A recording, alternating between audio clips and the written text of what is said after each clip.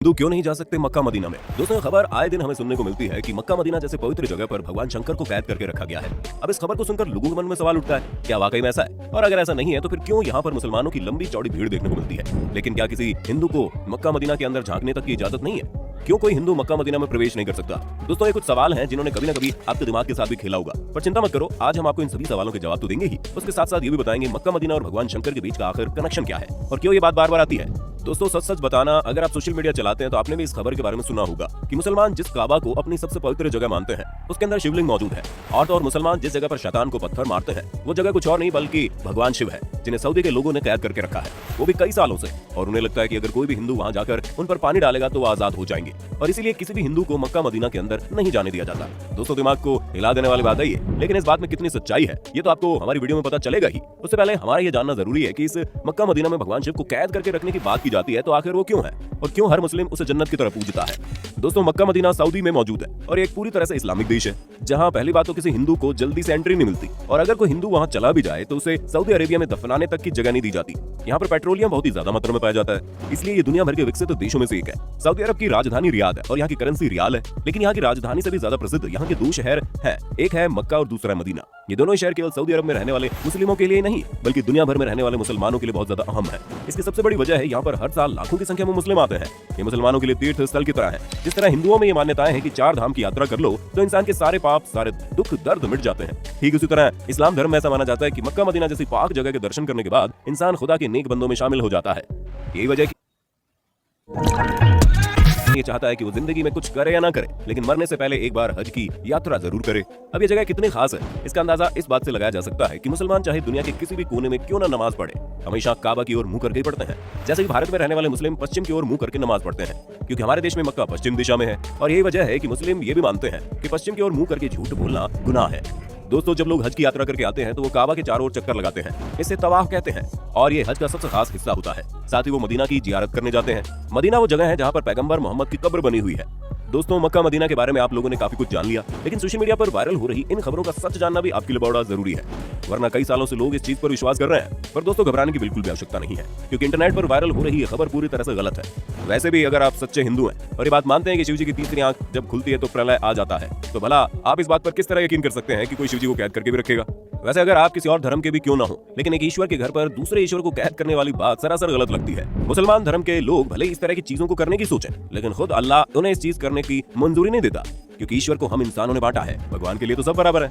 ऊपर से ये कहा जाता है कि मक्का मदीना में साधारण मनुष्यों ने शिवजी को कैद किया है, मतलब ये तो वही बात होगी, लोगों ने कह दिया कि धरती गोल नहीं बल्कि चौकोर है। तो क्या आप मान जाएंगे और ये सोचने लगेंगे कि अगर उसने कहा तो ऐसा जरूर होगा?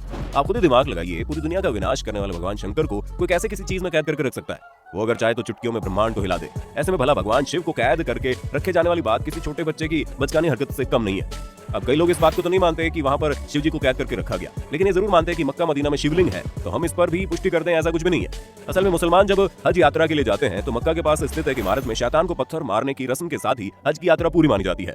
हालांकि शैतान को पत्थर मारने की रस्म पूरे 3 दिन की होती है, लेकिन ईद उल आधा यानी कि बकरीद के पर्व पर इस रस्म की शुरुआत होने के कारण सभी हज यात्री इस मौके पर शैतान को पत्थर मारने की रस्म पूरी करने की हसरत रखते हैं। हज की यात्रा पर आए लोग तीसरे दिन यहाँ मौजूद इन 3 बड़े खंभों को शैतान समझकर इनके ऊपर पत्थर मारते हैं, और इस रस्म को करने के साथ ही हज की यात्रा पूरी हो जाती है। अब कई सारे हिंदुओं का ये कहना है कि यही खंभे शिवलिंग है, इनके बीच शिवलिंग स्थापित की गई है, तो दोस्तों ऐसा बिल्कुल भी नहीं है, बल्कि इसका सच कुछ और ही है। जब अल्लाह ने हजरत इब्राहिम से कुर्बानी में उनकी पसंदीदा चीज मांगी, तो अब हजरत मोहम्मद के लिए इनकी इकलौती औलाद से ज्यादा पसंदीदा और क्या चीज हो सकती थी, क्योंकि इनकी औलाद काफी बुढ़ापे में पैदा हुई थी और हजरत इब्राहिम उससे प्यार भी बहुत करते थे, लेकिन वो खुदा के हुक्म को नहीं टाल सकते थे। इसलिए हजरत इब्राहिम ने खुदा के लिए अपने बेटे की कुर्बानी देने का फैसला किया। पर जब हजरत इब्राहिम अपने बेटे को लेकर कुर्बानी देने जा रहे थे, तभी रास्ते में एक शैतान मिला, जिसने हजरत इब्राहिम से कहा था कि वो इस उम्र में अपने बेटे की कुर्बानी क्यों दे रहे हैं? अब तो इनका बेटा होना भी बड़ा मुश्किल है, ऊपर से बेटा इतने सालों बाद बुढ़ापे में पैदा हुआ है, जो बुढ़ापे का सहारा बनेगा। अल्लाह के कहने पर हजरत इब्राहिम कैसे अपने जिगर के टुकड़े को कुर्बान कर सकते हैं? अब शैतान की ये सारी बातें सुनकर हजरत इब्राहिम सोच में पड़ गए और फिर इनका कुर्बानी देने का इरादा भी डगमगाने लगा। लेकिन फिर उन्हें ख्याल आया कि नहीं, ये चीज गलत है, अल्लाह की फरमाइश सबसे पहले, और तब हजरत इब्राहिम कुर्बानी देने चले गए। हजरत इब्राहिम को लगा कुर्बानी देते समय कहीं वो भावनाओं में ना बह जाए, यही वजह है कि कुर्बानी देते वक्त उन्होंने अपनी आंखों में पट्टी बांध ली। लेकिन भला खुदा कैसे किसी के साथ बुरा कर सकता था? वो तो बस हजरत इब्राहिम की परीक्षा ले रहा था, जिसमें हजरत इब्राहिम पूरी तरह से पास हो गए। इसलिए खुदा ने हजरत इब्राहिम के बेटे की जगह कुर्बानी देने के लिए एक बकरी को खड़ा कर दिया, और तभी से बकरी ईद के दिन बकरी की कुर्बानी देने की परंपरा चली आ रही है। यही वजह कि हज यात्री जब जानवर की कुर्बानी दे देते हैं तो ये उस शैतान को पत्थर मारने पहुंच जाते हैं, जिसने हजरत इब्राहिम को भड़काने की कोशिश की थी। और इसी पत्थर मारने की रस्म के साथ ही खुदा से वादा भी करते हैं कि कोई भी शैतान उन्हें कभी भी बहका नहीं पाएगा। फिर चाहे वो शैतान बाहर की दुनिया का हो या फिर उनके मन में हो, वो हमेशा सच्चे दिल से खुदा की इबादत करेंगे। ऐसे में दोस्तों, ये शिवलिंग नहीं बल्कि ये जो 3 खंभे है वो शैतान का प्रतीक है, जिस पर पत्थरों की बरसात करके लोग अपने अंदर के शैतान को मारने की कोशिश करते हैं। ऐसे में कई लोगों के मन में सवाल आता है कि अगर ऐसा कुछ नहीं है तो वहाँ पर हिंदू को क्यों नहीं जाने दिया जाता? दोस्तों, यहाँ पर सबसे पहली बात तो यह है कि सिर्फ हिंदुओं को ही नहीं बल्कि किसी भी गैर मुस्लिम धर्म, फिर चाहे वो हिंदू हो, सिख हो, ईसाई हो या फिर बुद्ध धर्म ही क्यों ना हो, अगर वो मुसलमान नहीं है तो उसे काबा के अंदर नहीं जाने दिया जाएगा। क्योंकि ऐसा माना जाता है अगर कोई मुसलमान नहीं है तो जाहिर सी बात है वो सच्चे दिल से अल्लाह पर विश्वास भी नहीं करता, और जो शख्स से सच्चे दिल से अल्लाह पर विश्वास नहीं करता उसे काबा के अंदर प्रवेश करने की इजाजत नहीं है। यहाँ सिर्फ उन्हीं लोगों को आने दिया जाता है जो बिल्कुल पवित्र मन से अल्लाह को अपना मानते हैं। वरना आप खुद ही सोचिए कि आप किसी ऐसे इंसान को घर के अंदर आने देंगे जिसे आपकी बिल्कुल भी इज्जत ना हो और वो आपको बिल्कुल भी सम्मान ना करे, बस अपने फायदे के लिए आपके घर के अंदर आने की कोशिश करे। हमें मालूम है इस तरह के लोगों को आप दूर से भगा दोगे।